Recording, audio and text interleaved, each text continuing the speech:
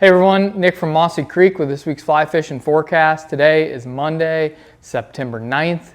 Really feels like the seasons are changing here in the valley. We had our first frost warning last night. Didn't have it at my house, but I did wake up and my truck reading said 37. So first morning in the 30s, really feels like things are cooling down. Unfortunately, the 10-day doesn't show a whole lot of moisture, but the temperatures and kind of the weather pattern aside from that moisture is looking pretty good. Rest of the week looks awesome, like mid to lower 80s at the highest, some high 70 days, 40s, 50s at night. So really starting to cool off, starting to feel like fall a little bit. So it's real comfortable out there with some of those warmer days, warmer for that transition being in the 80s.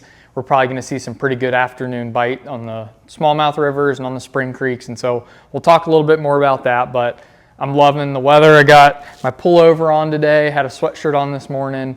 Means fall's coming, leaves are going to be changing. It's a fun time of year. So we'll keep an eye on the weather. Unfortunately, not a whole lot to report as far as rainfall goes. Some of the places that we're starting to get low are quite low right now. Brook trout streams are pretty marginal most areas. Dry River had some good reports last week thanks to a couple thunderstorms a week previous, but you're probably going to see it start to drop pretty quick. Some of your bigger drainages might have some water, but if you're thinking of doing some brook trout fishing, keep that in mind. Probably pretty low marginal water in a lot of places. There were places that got isolated thunderstorms, and that's a little bit different. So, depending on where you are, you might be in a little bit better shape, but that's kind of the general overview as far as brook trout fishing goes. Spring creek fishing's been really good. I've been on the water most days the last couple weeks. With some of those cooler nights, you're really starting to see it look like fall. Being nice and cool has been awesome. We're still seeing a lot of hoppers and stuff. Some hex still around. I was out a couple days in a row last week, and I noticed that the warmest days, those hex hatches were the thickest, like the spinner falls in the evening were the thickest. So if you get one of those days where it's like sunny and 80, it might be real spooky midday. Whether it's like Mossy or South River, one of these spring creeks, might be kind of spooky midday with the clear water. But as you get into the afternoon, those warmer days, you get a lot of those bugs hatching, you get pretty thick spinner falls. So just keep that in mind. If you have the ability to fish till the evening, you'll still see some of those hex around.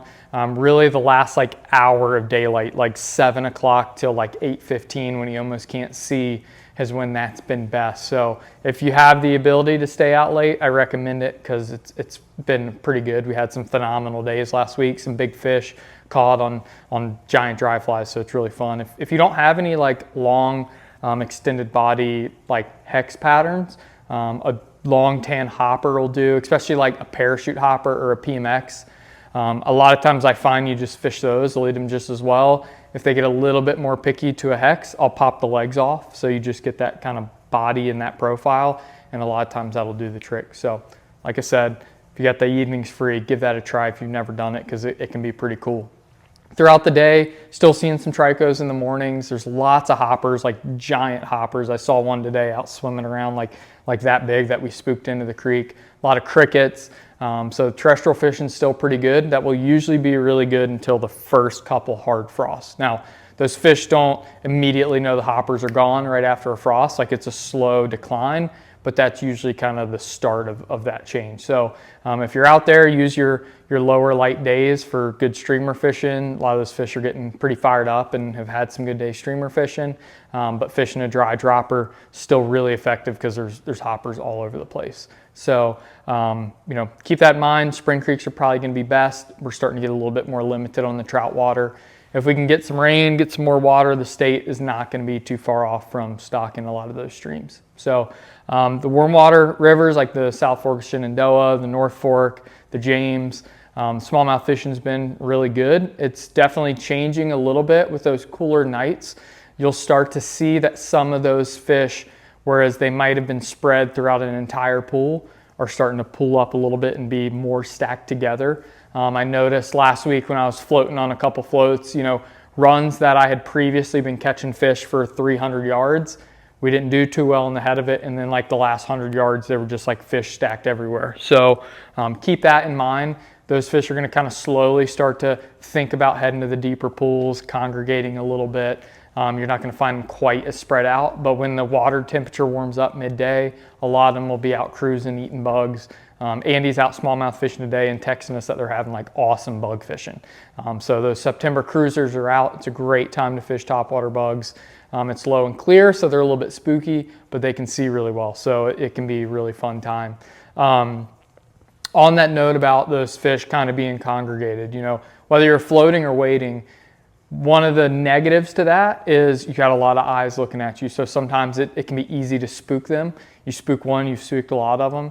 Be patient, settle in there. A lot of times if you kind of anchor up or hang out, you'll see that those fish kind of settle back in, and a lot of times you can catch a few more and stick put. So, focusing on those places versus like covering all water can be a little bit of a key this time of year. Even sometimes you can throw out there and a lot of fish will spook, and you can let your fly just sit on the bottom like a clawdad or crayfish or something, and you'll start to see them kind of slide back in, give a little bump, and all of a sudden they see it. And so little tricks like that can help when it's spooky. But a few more weeks, we'll take advantage of the rest of that fishing while we can. Like I said, those warmer days should provide some really good topwater action still in the afternoon. So we're gonna keep on smallmouth fishing while we got it. Musky fishing's starting to get pretty good. We're starting to get those cooler temperatures, especially when we get a lot of cool nights, dropping that down, starting to see them chase a lot. We've had several smallmouth and sunfish get crushed by musky the last couple of weeks just as we were fishing. So, starting to see that heat up, and carp fishing will still be good for a little bit. So that's kind of what we're seeing right now. Keep an eye on the weather, keep your rain dance. We could use some going into the fall just to set us up better.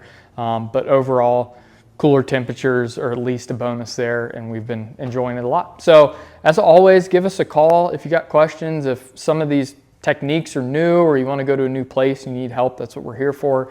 Call or email us. We keep an eye on that often. And then look at the rest of the email that this is coming through. We got a lot of good sales coming. There's some stuff that's getting discontinued, or some other big sales coming up.